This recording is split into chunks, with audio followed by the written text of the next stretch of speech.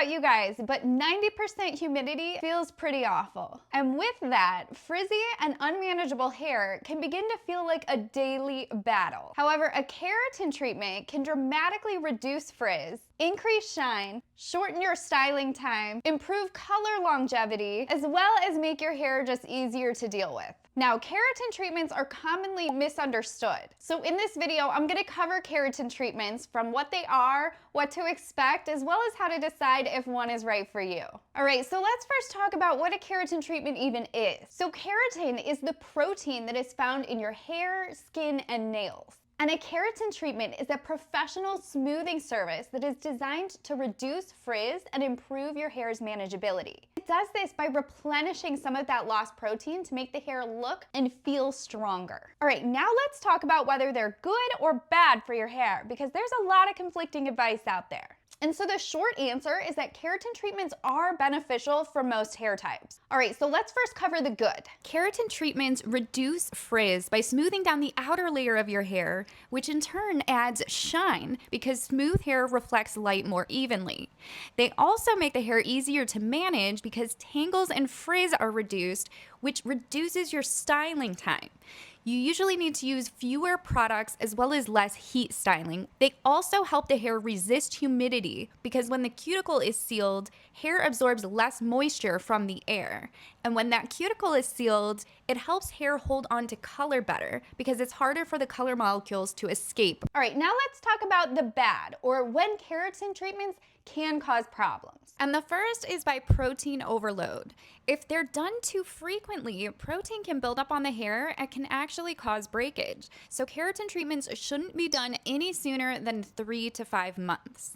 Next is that heat is required to apply the treatment. The application involves blow drying and flat ironing the keratin into the hair, and the flat iron is passed 7 to 12 times over the hair to drive the keratin in. If this is done with the iron too hot for your hair type, the heat can certainly damage your hair. Additionally, if too much product was applied, it can cause a buildup and make the hair feel stiff or weighed down. Now, some keratin treatments also use formaldehyde. While many of them don't, some of them do. And there are mixed opinions on whether this is damaging, but no one can argue that this is not great to breathe in. Luckily, formaldehyde bans are becoming increasingly prevalent for hair products today. Next is that you have the wrong expectations. Since keratin treatments are often confused with straightening treatments, some people expect them to straighten the hair and are dissatisfied when they don't. While many will reduce the curls some, true keratin treatments do not straighten the hair, which leads us to the fact that many smoothing treatments are not true keratin treatments. I have seen hair become damaged from straightening or smoothing chemical treatments that were not actual keratin treatments. Brazilian blowouts, nanoplasty, Japanese straightening treatments, and relaxers are not keratin treatments, but they're often mixed up with them. Now, honestly, the biggest downside, in my opinion, of a keratin treatment is the cost. They're pretty expensive. And this is because the keratin itself is expensive because it's a protein. A small 4-ounce bottle of a keratin treatment product is several $100s for either you or the salon to purchase.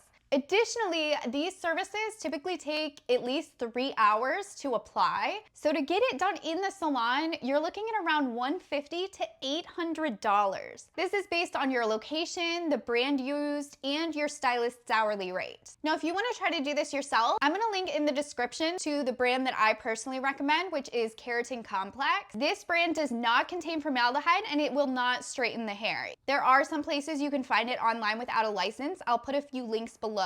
And coming up my next video, I'm going to show you how to do a keratin treatment. I'm going to do it on myself, so I'll walk you through the process step by step. All right, so who is a good candidate for a keratin treatment? There are certain hair types that are going to benefit more than others. So keratin treatments are best for those who have frizzy hair, thick and coarse hair, live in a humid climate, has hair that takes forever to style, color-treated hair that you want the color to last longer, or people wanting smooth, not necessarily straight hair. Now let's talk about how long they last. Keratin treatments last anywhere from 3 to 5 months. This is really dependent on how damaged your hair is to begin with. So the more damaged your hair is, the quicker everything comes out of it, from moisture to color to keratin. And the more you wash your hair, the more you're gonna pull that keratin out of it. However, there are products designed specifically for use after having a keratin treatment done that are gonna help you increase the longevity as long as possible. And I'll link those below as well. Now, can you wash your hair after getting a keratin treatment done?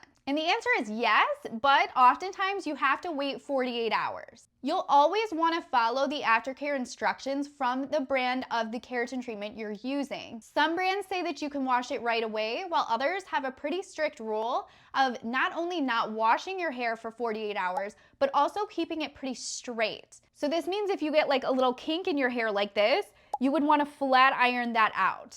And as far as coloring your hair after a keratin treatment, the best practice is to actually color your hair just before the keratin treatment. Since the keratin treatment is smoothing down your cuticle, it's gonna be a little bit harder for the color to penetrate the cuticle after it's been sealed down. Additionally, if you do the color before and then the keratin treatment right after it, you're actually sealing the color into your hair. So it's going to increase the longevity of that color if you do the color beforehand. I've had many clients where we did their color and keratin treatment in the same day. We just do the color first and the keratin treatment second. After over 18 years in the industry, I have found keratin treatments to be incredibly beneficial for a lot of different people, particularly during the summer in very humid climates. So let me know if you plan to do a keratin treatment in the comments, or if you've had any of these similar straightening treatments done that maybe didn't come out so well. And leave me any other questions you have in the comment section below, and make sure you stay tuned if you want to watch how I do a keratin treatment on my own hair next.